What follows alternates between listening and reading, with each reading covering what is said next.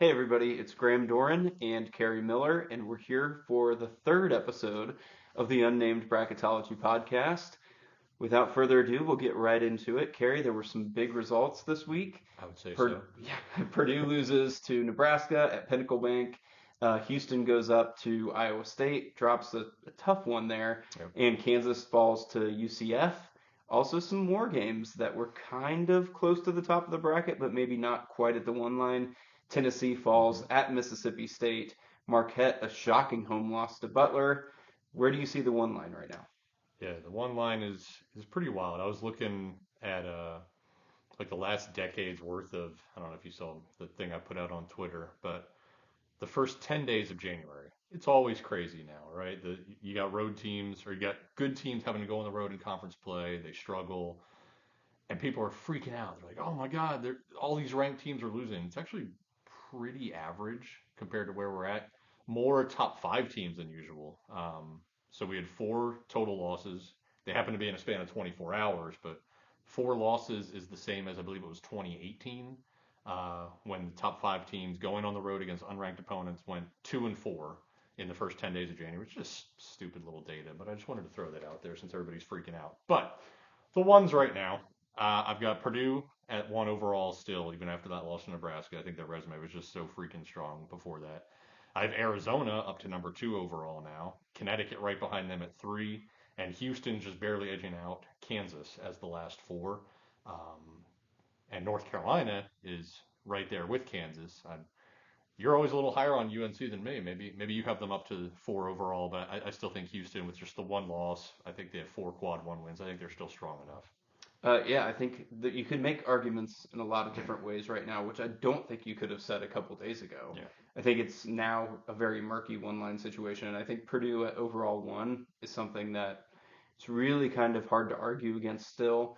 Number two overall, I have Houston. Okay. Number three, I moved Arizona up there. And number four, I have Kansas, Okay. just barely edging out Uconn. I think there's a good argument Uconn should be there. I just think when they're that close, Kansas has the stronger high end wins and that head to head win. Where, So where was that win? That's what you it was gave me. Allen Fieldhouse. That's what you gave me for Marquette, Wisconsin But last I, time. I, I think to me the bigger difference is you've got one really, really good win for UConn on a neutral court over North Carolina, but then Kansas has two of those Yep. with Kentucky and Tennessee. So I think that UConn game kind of is like a little bit of a tiebreaker, but I might lean that way anyways, even without it. But I think all five of those teams, you could make a case for being in or out of the one line, except for Purdue. I hmm think Purdue has to be a one seed. Yes. Arizona, I feel pretty good about on the one line too, but it gets definitely murky with Houston, Kansas, and UConn. Yeah. I think I may have been a little recency bias there. Connecticut, the only top five team that survived the last 2 days, so maybe I just promoted them above Kansas because of that. But yeah, I think it's those five, and then I assume you still have North Carolina at six. I am now there as well, thanks to Tennessee's loss. And I have Wisconsin there at seven. I don't think there's any case for Wisconsin as a one though, but I think you can make the case for North Carolina. I'm just not quite there yet. Uh, Agree with you on UNC and Wisconsin as two seeds. I actually have UNC. I keep Tennessee there. That's a risky move at this point. If you look at a lot of their metrics, Yeah, you look at their record against Quadrant One, it is not good. yeah, So I think there's a strong case that Tennessee should be off the two line, but that win at Wisconsin is so good yep.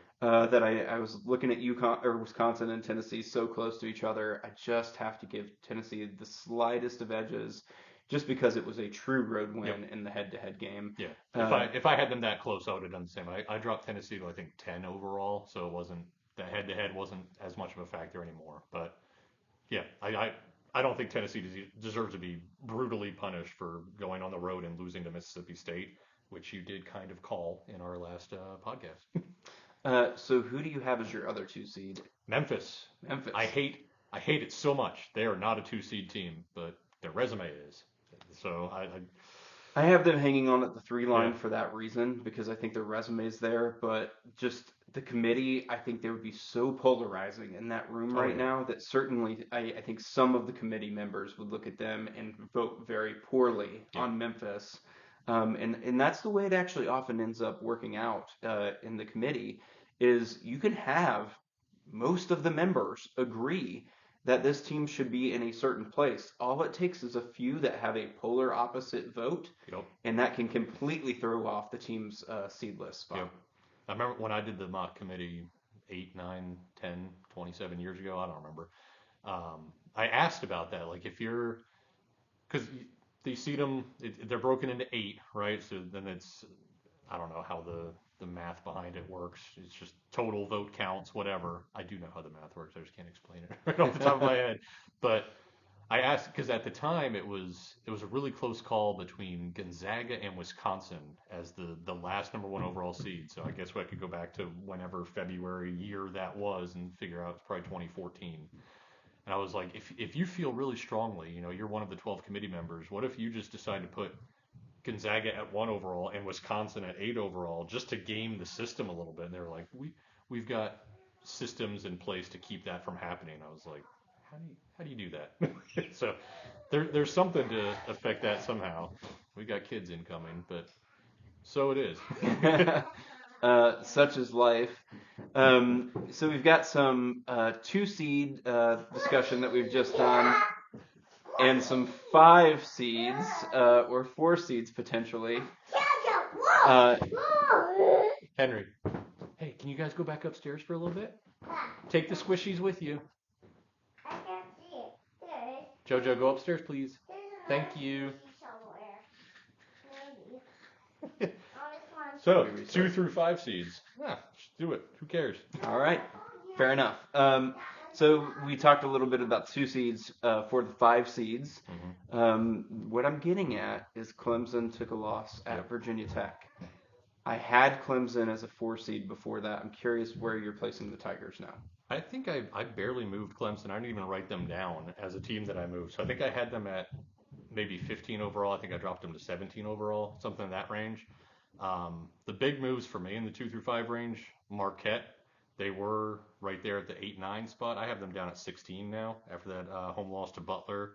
And then the BYU Baylor game, I don't know why it changed so much about those resumes because, BYU going on the road, losing to Baylor, that's not a bad loss. Not a particularly great win for Baylor, even though BYU was 4 in the net, which we could go on about that being ridiculous. But something about that win in the computer changed those profiles enough. I had Baylor moving up 6 spots overall. They're now my last 3 seed. And I dropped BYU from a 16 to 25. So they go from a 4 to a 7.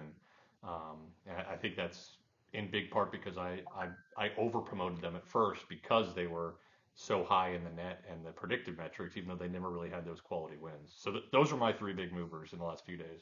Yeah, I think for me in particular, wasn't, the best win of all time, but I think that really confirmed Baylor as a 3 seed to Mm-hmm. me.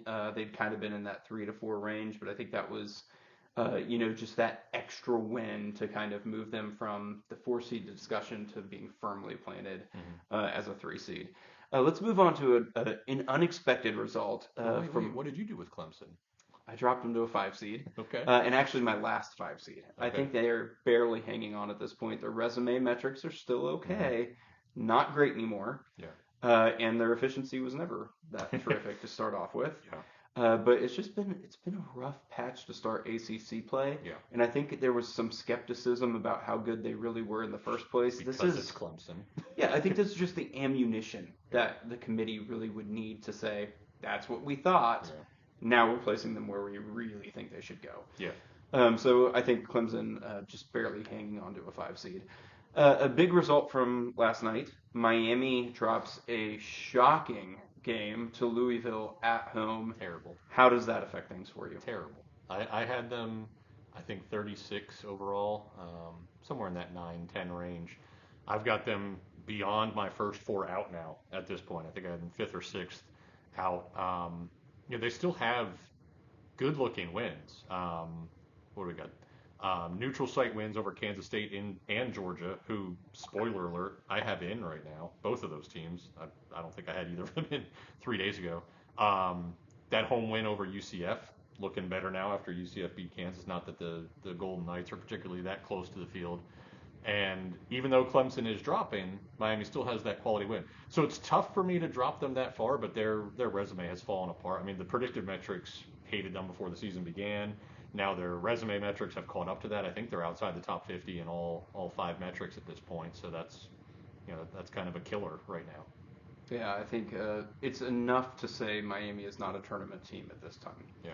Still within the picture, but I can't see it at this point.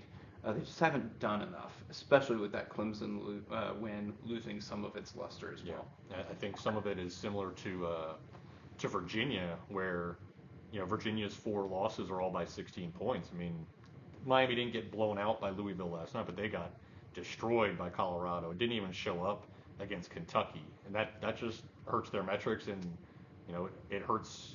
We are, even though we constantly talk about resumes and the computer metrics, we are human. We watch them. The eye test, never been able to define the eye test, but we remember watching Miami get destroyed, suffer a terrible loss. That factors into how you feel about them, and that would certainly come up in the conversation in the committee war room. Yeah, agreed. Colorado drops a game at Cal Berkeley. How do you feel about the Buffs? That was rough. We already, I think I had them as an 11. You might have had them in your last 4 heading into that game. Um, I wrote for my bracket Tuesday morning that between Colorado, Oregon, and Utah, those teams needed to go 5-0 this week, or it was going to be bad news for the Pac-12 getting even multiple bids, let alone 3, 4, whatever. They start out 0-1 with Colorado losing to Cal.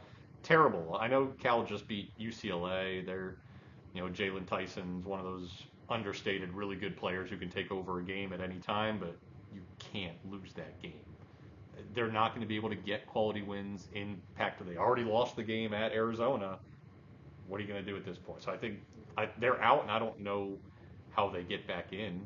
And part of that, as this question came from Michael Gross, and he pointed out the Miami loss, or excuse me, that Miami win looks worse now. Miami's fallen out as well. So I'm not even sure what Colorado's second best win is, but their best win, their best looking win, is now over a non-tournament team. So that puts them even further out. So I actually have Colorado a little bit behind Miami, even though if I was actually, if you care about comparing resumes beyond 4th team out, maybe I would have thought more about that head-to-head thing and whatever. But I think they're both, not that close at this point. Yeah, I would agree. I think Miami is at least in the realm of I could see the committee putting them in today. I can't see the committee putting Colorado in today. No. And to lose that game with Cody Williams back. He had missed 6, 7 games. Their star freshman. He's probably going to be a lottery pick. He played. Didn't matter. They still lost to a 5-10 Cal team. So let's change the topic a little bit. Right. What is a metric? The committee has various team sheet metrics. Which one do you rely on the most of any team sheet metric? Which one the one I most singularly look at, I would say, is probably KPI. And I use the average of KPI and SOR, so the resume metrics. But I think the most important one is net, because that's what all the quadrant wins are based on. That's what all the everything we're talking about constantly. And that's what makes it so frustrating that BYU is still number 4 in the net. They are not the top 4 team, but it looks like a top 4 win. It looks like a best win in the country that Cincinnati got at BYU as far as the net is concerned, and that's all Cincinnati has done. And I think everybody probably has them in right now, even though nobody thinks they look like a tournament team outside of that one game against BYU. So I think the net ends up being the most important, even though it is just a sorting metric, and the committee and David Warlock and everyone will say that, like, your net isn't what get you in, it's your opponent's net that gets you in. So that's really what's most important. I think for me it's strength of record. I think the strength of record does the best job of telling me how a team performed against their schedule. So I think that of any team sheet metric, that's the one I rely on the most. I think KPI is a little bit more susceptible to some wonky results. Mm-hmm. Like, it just picks up on a few games where you performed really well, so then it just like shoots you up the rankings. So I think I try to go with a resume metric average number one, but I think if there's any one metric that I pay the most attention to, it's that strength of record metric. I mean, resume average is certainly that's first thing I do when I'm putting together a bracket. I go to Bart Torvik, go to the team sheet ranks page, and just copy and paste all of that in. So I have everybody's resume ranking just in a spreadsheet, and then I'm good to go from there. But yeah, I don't know why I've always kind of leaned towards KPI over SOR. I don't know if it's because in the back of my head I know that SOR is an ESPN metric, it's part of BPI, and I hate BPI, so maybe I'm just biased against SOR, and I lean towards KPI. But yeah, the average of the two is primarily what I look at, I would say, and then after that, net. And we end up talking about the predictives the most because everybody knows how to look up Ken Palm, but I think that is certainly the least important thing on the resumes. You mentioned BPI. Yes. I would say that's the metric I rely on the least Oh, I hate of any BPI. team achievement. Why do you hate BPI? Because we figured out this week, it was in a 2016 article by ESPN. I don't know how much of a factor altitude plays, but it says that altitude is a factor in BPI, and that it may also be a factor in Ken Palm. I don't know what all goes into it, but it certainly seems like BPI hates the Mountain West because of that. You know, it didn't matter. I guess it was two or 3 years ago when Wyoming, almost said Wisconsin, one of those W schools. Wyoming was I think the very last team in. They had a BPI rank of like 103, so it wasn't a disqualifying factor at all, but it did kind of hurt the discussion about Wyoming all season long. It hurts the Mountain West as a whole. Um, that a win at Wyoming or a Wyoming win at home doesn't really help the Cowboys all that much. I don't know why it doesn't kind of go both ways though. Why San Diego State doesn't show up as way better than BPI because they'll go to Colorado State and they'll go to Wyoming and get those wins. So if the BPI is discounting home wins for Wyoming, it should be promoting them for the sea level teams who come in there and do win. But for whatever reason, BPI hates the Mountain West, so I'm anti BPI now. Yeah, I think I really like a lot of aspects about KPI. BPI has just never made as much sense to me, and this is really confirmation of a lot of the things I never liked about it. Yeah, I worry now that for forever the predictives was BPI, Ken Palm, and Sagarin. Now Sagarin's not doing it this year. I don't know why. I don't know if he's having health issues or what. But now we only have the two. So before it was like that meme of the three dragons and one's stupid or whatever. That was always BPI. So we could look at Ken Palm and Sagarin and be like, why is BPI out of whack? Now when you're just comparing the two, it's like, well, I'll just take the average of the two, and it doesn't matter that one is more crazy than the other. Yep. So what about a bracketing rule you'd change? This was a question we got online. What do you think's a bracketing rule you'd Yeah, change? that was Anthony Schneider who also asked us a question on Sunday. So we have at least one loyal listener or viewer on Twitter. But um, I would just back to the straight S curve, right? I don't even care if Absolutely. it just creates a first round rematch. I don't care if it makes teams play, teams from the same conference. Like if you get that overall seed list, fine. Certainly within the top 16 at least. Maybe you can, you know, when you're comparing 33 versus 36 in the committee room, they if we did that, they would probably just be like, well, let's just switch them anyway on our overall seed list so we avoid this matchup. But I think within the top 16, it should just be straight, you know, four plays five, one plays eight, and all that. But I mean, you can still avoid rematches like they did on the old yes, S curve. I just think that's the way to go because you get, for example, the West region was stacked last year, right? It had Kansas, UCLA, Gonzaga, UConn, remember when UCLA was good? but it's normally not stacked like that. Right. Almost every year we point at the West region as what region's going to have chaos? The West, because it's not going to have the strongest teams. Yeah. The fact that we can predict that the West region is usually going to be the chaos region simply because all of the Midwestern and Eastern teams want to go to the Midwest and the East, to me that's a problem. I would just like to see a balanced bracket more than anything. So yeah, I'd love if we went back to the old S curve. Yeah. What's something that the committee does that you hate?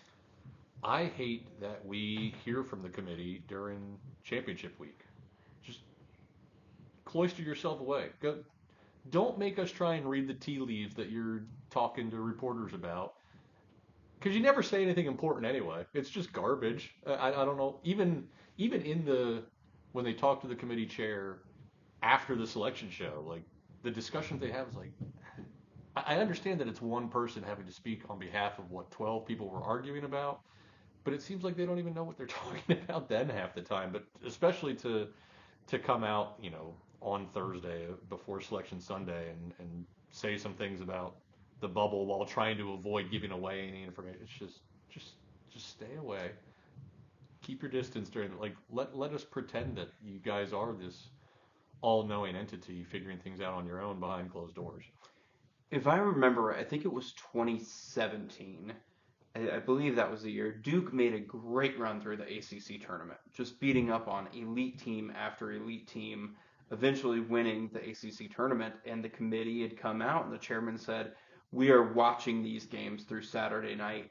They will have an effect on our overall seed list." I'm like, well, if it's going to have an effect, Duke has arguably the best resume in the country now. Like, you can't, if you truly are giving that an effect, they should be a 1 seed. So I bumped them up to my number 4 overall seed, and turns out the committee didn't care at all about what Duke did. So I guess the reading the tea leaves saying it's annoying Yeah. when they come out and they make it sound like this is so important, and then they don't actually follow through and vote differently and move teams up on that scrub through Saturday night and through Sunday's game. So like, don't say it matters unless it really matters. Like, just be truthful about it. Yeah. Um, I mean, we've talked about that before. That it just seems to change from one year to the next, and it is different committee members. They cycle in and out. But some years it seems like they put extra emphasis on that last Friday, that last Saturday before Selection Sunday.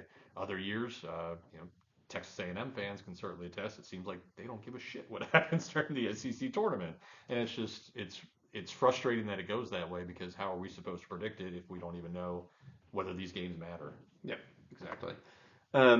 Let's move on to just kind of wrapping up where we're at for the night. Where are you at as far as the final spots in your bracket? Who are your last 4 in? Who are your first 4 out? Yeah, so I wrote down my last 8 in and first 8 out because I feel like the gap between them is just so minimal right now. I asked you offline. We can discuss it right now. What seed spot in your overall list that you start just feeling like, man, none of these teams deserve to be in? For me, it's 39. I have Cincinnati at 39. I'm like, this is not a tournament team, and everybody beyond that just gets worse. I think you said 42. 42 for me, yeah. But yeah, so my last 8, again, I don't feel great about any of these. Texas A&M and Seton Hall, who I feel like have to be in because they have 3 quad 1 wins, and that's about it. And then Kansas State and Oregon as the last teams getting buys right now. Last 4 in, Georgia and Syracuse, both of whom have resume metrics around like 35, which is too much to ignore at this point. No bad losses, a couple quality wins. And then a pair of Big East teams, Butler and Providence, are my last 2 in right now. What do you have in? It's interesting with Georgia and Syracuse because I've been giving them a long look, but they've had good resume metrics for a while Yeah, now, and I keep passing on them because I just don't see the quality wins. Like, they've had decent wins. yeah. I want to see that one win that says, okay, now I can kind of ignore these efficiency metrics and say you've done enough to be in the field. See, I agree with you. I feel the same way about Texas and TCU and who else do I have? Miami, Wake Forest, like the teams that are out. If there were those quality wins that I'm leaving out, I would agree with that. But I think for those resume metrics, in addition to no bad losses, it's just again, I don't feel great about any of these teams right now, but that's why I have them in. My last 4 in, Texas, one of the teams you just mentioned. I think Seton Hall has too many good wins to ignore. Yeah. At this point, I think they have to be in. Mississippi State. Oh, why are you still so low on the Bulldogs? They still have that home loss to It Southern, is so ugly. I think they're in good shape. But I think still trying to play their way into the bracket. And Wake Forest, I think just barely sneaking in, not because of what they've done in Quadrant 1, but what they've done in Quadrant 2 is what's really impressing me.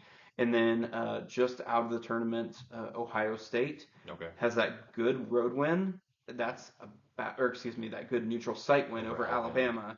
That's about it. They Yeah. haven't really done anything else against the first 2 quadrants. Then I moved to Butler after that big win over Marquette. I think they were kind of well out of the field. Now Yes. they're right in position. TCU, I think, got a quality win against Oklahoma. Still not a whole lot else out there. They played too many games against Quad 4, but I Yeah. think it's enough to be right in the range at this point. And then Miami following that loss. Yeah, Texas is my first team out. I almost had them in. I decided to go with Providence instead. And then TCU, I have Michigan State third out. I dropped them out after that loss to Northwestern. They now have 6 losses. It's too much at this point. And I think their resume metrics are around 68, which is just, I know they have that great win over Baylor, but and a quality home win over Indiana State, but 6 losses, like, do better, please. Boise State is my fourth team out. That's the one team in this range that I actually feel kind of good about. Picked up a nice win over Colorado State, right, the other night. Yep. One of those top four Mountain West teams, and they were like 8-4, but had good metrics. They just didn't quite get. I think they're really close right now. And then I've got Miami, Wake Forest, and Virginia Tech all right there, just barely out. I don't even have Ohio State in the conversation right now. That's how far out I am on them. So for you to have them, among your first 4 out, good. I agree. They don't belong. They only have that one win over Alabama. Well, thank you for another terrific night of bracketology. Our dog is telling us it's time to wrap things up. So thank you so much and have a great weekend.